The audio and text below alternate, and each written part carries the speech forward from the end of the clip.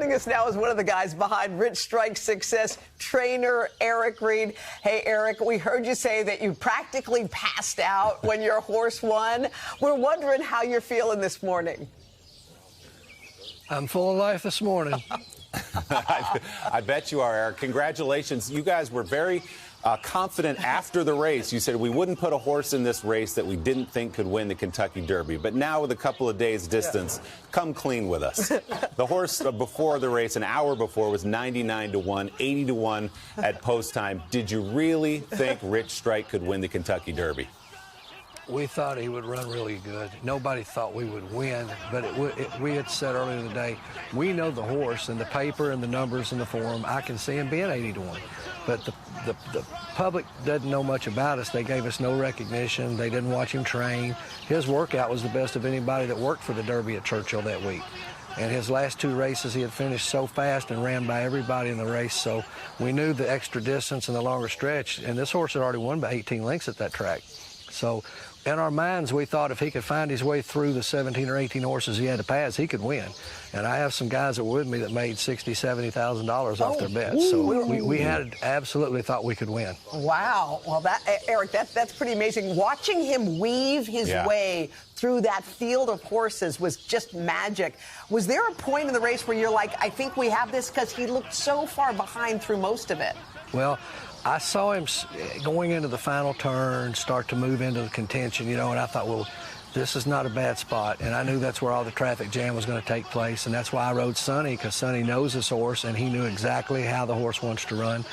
And I lost him right in the middle of the turn. He got in that big group of horses, and a friend of mine, Ken Tyson, was beside me, and my dad was in front of me. And I said, Kenny, I can't find him. Where is he? And that's about the time that got to the top of the stretch. And he goes, he just dropped to the rail. You're fifth. Wow. And I saw him, and I'm looking, and I said, oh, my God, Dad. I said, we might hit the board. And in the middle of the stretch, when he passed Messier, I hear Ken Tyson going, oh, my God, oh, my God.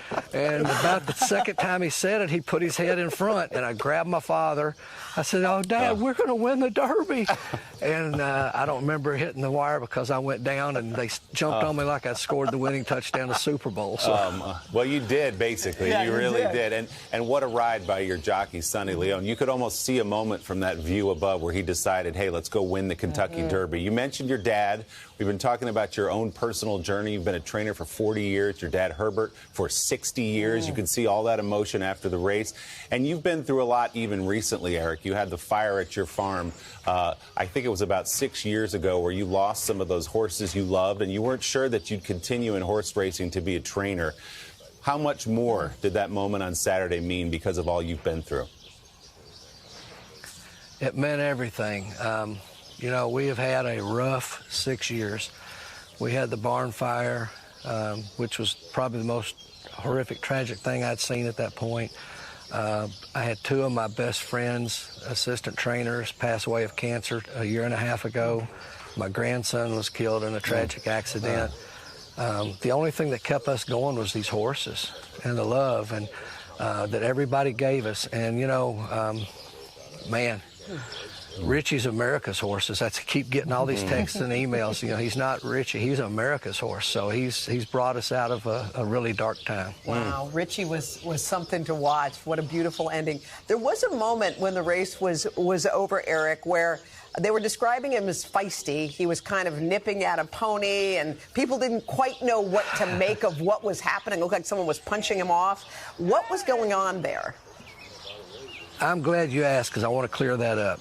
The Outrider's job at the end of the race is to help get the leading horse and get him slowed down and take him around, let him do the interviews. Well, Richie, he was in killer mode. He was going to outrun every horse on the track, and he had not had a horse after the finish line come over to him. So when he saw that pony coming his way, he thought he had another horse to beat, and he was trying to run by it. And the man did his job. He reached out and grabbed a hold of the horse, and it made the horse mad. He didn't know that he was trying to help him. He thought he was supposed to outrun that horse, and he bit the guy's leg terribly, bit his arm a couple really bad bites. The horse is not a mean horse. He just was in the race mode, and he didn't understand why they were grabbing him to slow him down. That man saved my horse from injury, because had he got up in the air and lost my rider, he could have got loose.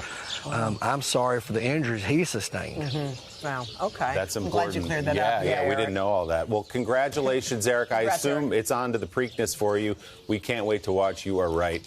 Rich Strike is America's horse. Don't forget, you can catch the Preakness Stakes, the next leg of the Triple Crown, Saturday, May 21st, here on NBC and on Peacock. Hey, thanks for watching our YouTube channel. Find your favorite recipes, celebrity interviews, uplifting stories, shop our favorite deals, and so much more with the Today app. Download it now.